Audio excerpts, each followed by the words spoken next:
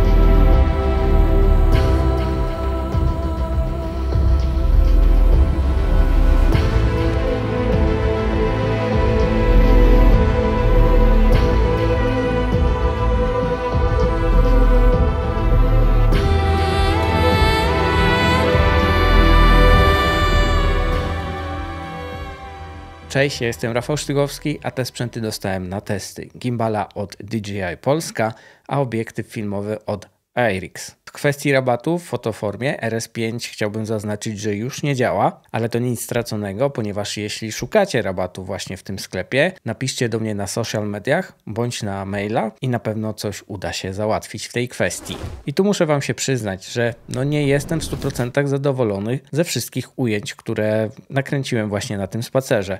Powiedziałbym, że popełniłem dużo błędów, wiem co następnym razem poprawić i wiem jak następnym razem to lepiej sobie połączyć. I wspominam o tym nie bez powodu, że nie zawsze wszystko wychodzi tak, jakbyśmy chcieli, ale efekt finalny może się podobać innym bardziej niż nam samym. Ja jestem perfekcjonistą w tej kwestii, zawsze próbuję dopracować wszystko. Jakbym miał nawet czas, to bym poszedł i jeszcze raz to nagrał, ale to nie o to w tym wszystkim chodzi. Jestem zdania, że lepiej właśnie skończyć projekt, dowieźć go, wyciągnąć wnioski i następnym razem właśnie z tych wniosków wprowadzić poprawki. I co myślicie o takim podejściu? I tu przyznam szczerze, że jeśli chodzi o zawartość i tą całą paczkę DJI RS4 Pro Combo, to tu jest naprawdę imponująco, jeśli chodzi o całokształt. Już zaczynając od samej walizki, powiedziałbym, że jest idealna, jeśli chodzi o transportowanie w tej formie, czyli rozłożonej. No dobra, ale zacznijmy od tego, co znajduje się w środku. Przede wszystkim znajdziemy tu baterię, która jest w stanie pracować do 21 godzin na jednym ładowaniu, a samo ładowanie wspiera Power Delivery do 45 W,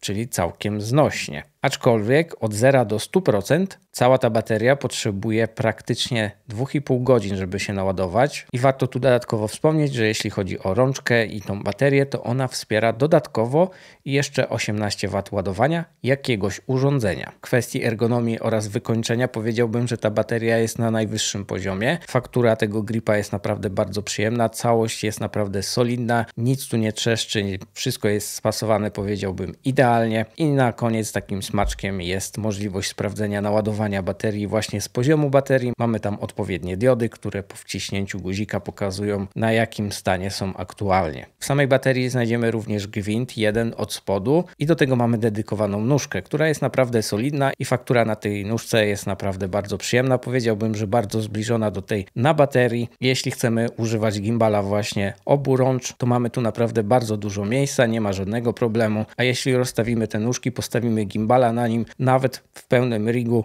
moim zdaniem tu nie ma problemu ani obawy, żeby to się przewróciło. Następnie znajdziemy bazę z mocowaniem Arca Swiss bądź Manfrotto, jeśli się nie mylę. Dodatkowo mamy tutaj wydłużoną bazę, jeśli potrzebujemy pod cięższe zestawy, jeśli chodzi o obiektywy. Następnie na całe szczęście do zestawu dostaliśmy również rączkę, którą możemy sobie zamocować i uważam, że jest to coś zbawiennego, a w zasadzie jestem zdania, że bez takiego czegoś nie podchodźmy do takiego gimbala. Powinniśmy się wyposażyć chociażby właśnie w taki dual side handle grip, czyli taki podwójny uchwyt, powiedziałbym, bo używając nawet taki standardowy zestaw, taki jak ja miałem, czyli dosyć lekki aparat, obiektyw IRIX, czyli troszkę już ciężaru dołożyliśmy, Raven Eye, Follow Focus, no to robi się tej wagi troszkę i taki standardowy chwyt powiedziałbym, że jest dosyć szybko męczący, a takie podwójny uchwyt albo chociaż właśnie ta rączka, która nas tutaj wspiera, bardzo pomaga. A w dodatku jest naprawdę lekka, ma kilka punktów montażu, a nawet na końcu gorącą stopkę, jeśli chcielibyśmy zamocować monitor podglądowy.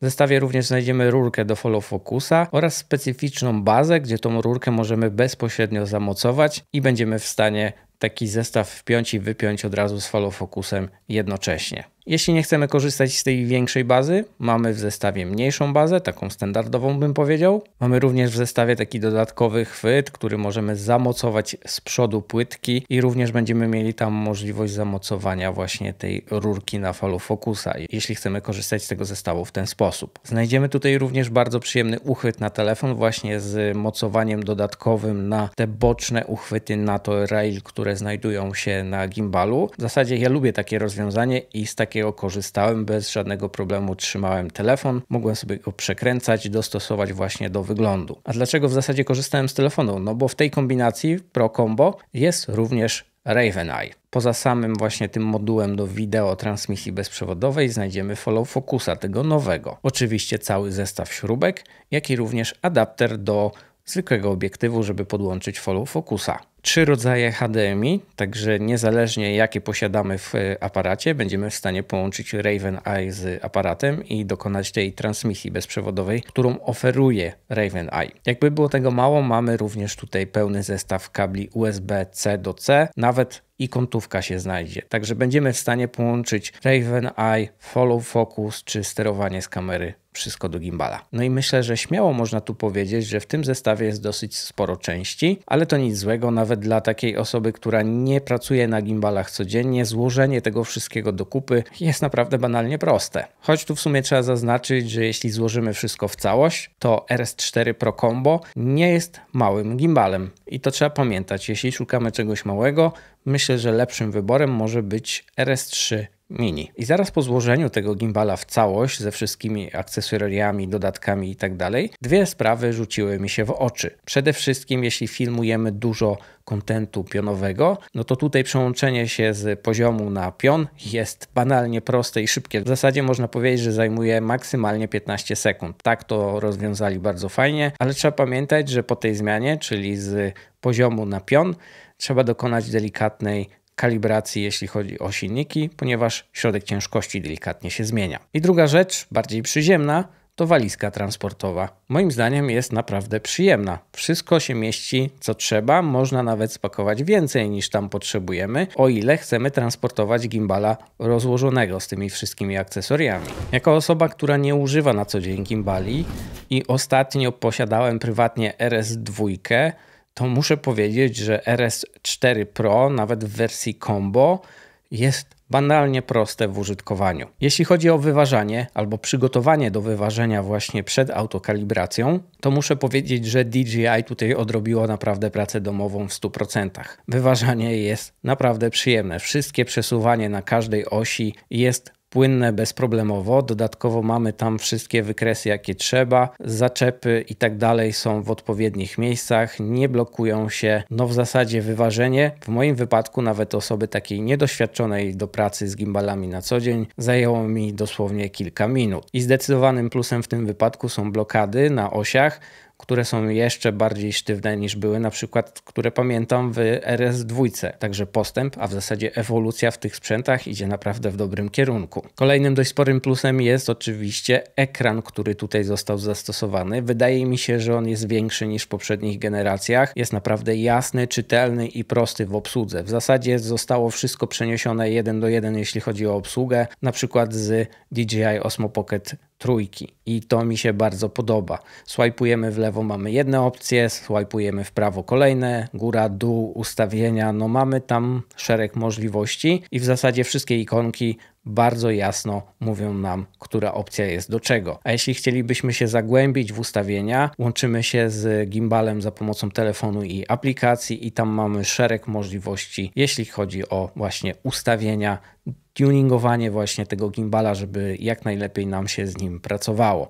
A dodatkowo za pomocą aplikacji możemy go zaktualizować do najnowszego firmware'u, co może nam pozwolić na jeszcze lepszą stabilizację. A jeśli chodzi o użytkowanie takiego pełnego zestawu, czyli tego Pro Combo, mam na myśli Raven Eye, Follow Focus, aparat, no nie kamera, wszystkie podłączenia jakie się tylko da, czyli follow focusy, ładowanie i tak dalej, nawet sterowanie z aparatu, wszystko wpiąłem do gimbala, wyważyłem, nie miałem tu żadnego problemu. Jeśli chodzi o użyteczność takiego zestawu, to jest naprawdę niesamowite. Zaczynając od follow focusa, muszę powiedzieć, że ostrzenie z poziomu gimbala, no bajka. Można tutaj sobie dostosować właśnie czułość, wszystko to co chcemy, prędkość i ostrzenie jest naprawdę szybkie bądź dokładne, tak jak wolimy. A żeby tutaj potwierdzić ostrość, to używając na przykład telefonu 6,5 calowego, iPhone'a bądź Xperię, byłem w stanie monitorować za pomocą Raven Eye i aplikacji ostrość, punkt ostrości, ekspozycję, w zasadzie wszystko to co chciałem w bardzo przyjemny sposób i widziałem to wszystko przed swoimi oczami, bo miałem ten ekran zamocowany zaraz na gimbalu na rączce i w bardzo łatwy sposób to się przekręca, jest to naprawdę przyjemne. Nie zauważyłem tutaj żadnego minusa, łączy się bezproblemowo, nie miałem żadnych dropów, a przynajmniej w lesie, no byłem dosyć krótko, bo tylko 3 godziny zajęła mi ta cała sekwencja, ale użyteczność, no naprawdę mogę powiedzieć, że stoi na wysokim poziomie. I jest tu jedna rzecz, którą muszę pochwalić w tym gimbalu, bo nie sądziłem, że jej potrzebuję, dopóki jej nie zacząłem używać. A chodzi tutaj o autoblokadę wszystkich osi. Tak jak wspomniałem, nie sądziłem, że tego potrzebuję. Podczas właśnie takiej sesji 3-godzinnej, zmieniając lokalizację, miejsce, spacerując, no ta blokada jest czysto zbawienna. Ponieważ nakręciliśmy ujęcie, które chcieliśmy, wciskamy blokadę, usypiamy gimbala, on nam się blokuje do pozycji takiej transportowej, wieszamy go do góry nogami, idziemy dalej do kolejnego miejsca i tak co chwila. Jest to coś fajnego. Nie musimy się bać, że gimbal nam się rozładuje szybciej, że będzie jakoś latał, że uderzymy w coś. Te blokady są naprawdę sztywne i nie powiedziałbym tu, żeby potrafiły się same odblokować przez przypadek. Żeby na przykład włączyć gimbala, trzeba przez chwilę przytrzymać powera. On daje nam znać dźwiękiem, a następnie odblokowuje wszystkie osie i jesteśmy w momencie startowym. I to mi się bardzo podobało. Naprawdę daje tutaj sporego plusa. Jeśli chodzi o stabilizację, to myślę, że jest tutaj na najwyższym poziomie, jaką możemy dostarczyć, jeśli chodzi o takiego typu urządzenia, czyli gimbale. Testując z biegiem czasu różne gimbale różnych firm, te stabilizacje w innych konkurencyjnych firmach naprawdę dają radę i da się z nimi pracować, ale za każdym razem, jak wracam do DJI i używam ich stabilizatorów RS3, RS2 czy RS4, tak jak w tym wypadku i to jeszcze Pro Combo, czyli ten najwyższy model, no muszę powiedzieć, że da się odczuć różnicę. Ten gimbal pracuje bezproblemowo za każdym razem. Jeśli chodzi o software, jeśli chodzi o stabilizację i algorytmy, jeśli chodzi o wykończenie i wszystkie te smaczki, a nawet jeśli chodzi o oprogramowanie. Myślę, że oprogramowanie względem konkurencji jest tutaj zdecydowanie wyżej, jest kilka półek wyżej. Już nie wspomnę o samej autokalibracji. Jeśli chodzi o DJI i RS4 Pro Combo, to autokalibracja działa świetnie. Z konkurencją nie zawsze jest to regułą. Z tą autokalibracją trzeba dokonać jeszcze później manualnych poprawek. W tym wypadku ani razu nie musiałem. Ale wracając do samej stabilizacji i tego algorytmu, który jest w tym modelu, uważam, że jest naprawdę bardzo dobrze. Jest w stanie wybaczyć naprawdę bardzo wiele, nawet z takim delikatnie niepoprawnym wyważeniem. Silniki są w stanie nadrobić to, a jeśli zobaczyliście jakieś drgania w tym gimbalu, to jest to prawdopodobnie mój błąd, mój user error. Źle chodziłem, źle trzymałem, czy naraziłem go na niepotrzebny stres w takim, a nie innym, nieodpowiednim dla niego stanie. Generalnie w to, co go wpakowałem, jeśli chodzi o stabilizację ujęcia, moim zdaniem sprawdził się w 100%. Jeśli miałbym go podsumować jakimiś słowami, to mogę śmiało stwierdzić, że bez dwóch zdań jest to najlepszy gimbal, jaki do tej pory używałem. Pod kątem ergonomii, stabilności, oprogramowania czy łatwości użytkowania. I jeśli szukasz gimbala, nawet do zadań specjalnych, powiedziałbym, że to jest najlepszy wybór, jaki jest aktualnie na rynku. Ale czy gimbal jest dla każdego? No tutaj bym powiedział, że nie. Podobno w tym wypadku są dwie grupy, czyli osoby, które używają gimbala i osoby, które go posiadają, ale trzymają go w szafie na wszelki wypadek. I ja prawdopodobnie zaliczyłbym się właśnie do tej drugiej grupy, która trzyma gimbala na specjalne okazje. Bo jednak trzeba tu pamiętać, że gimbal to jest dodatkowe urządzenie, spore, jeśli mówimy o RS4 Pro, które musimy dodatkowo ze sobą zabierać, a nie zawsze jest to dla nas wygodne. Jeśli chodzi o produkcję, moim zdaniem gimbal w tym momencie to 100%, trzeba w niego iść, do specyficznych ujęć tylko i wyłącznie on się nada, ale do takiego codziennego nagrywania trzeba mieć na niego naprawdę plan. A moim planem, jeśli bym posiadał takiego gimbala na co dzień, by było zbudowania coś w rodzaju motion tracking, gdzie gimbal by był jedną z tych jednostek, które steruje i kontroluje, jeśli chodzi o śledzenie obiektów, do przybitek, właśnie do B-rolli, sprzętu itd. Tyle ode mnie. Cześć i do następnego.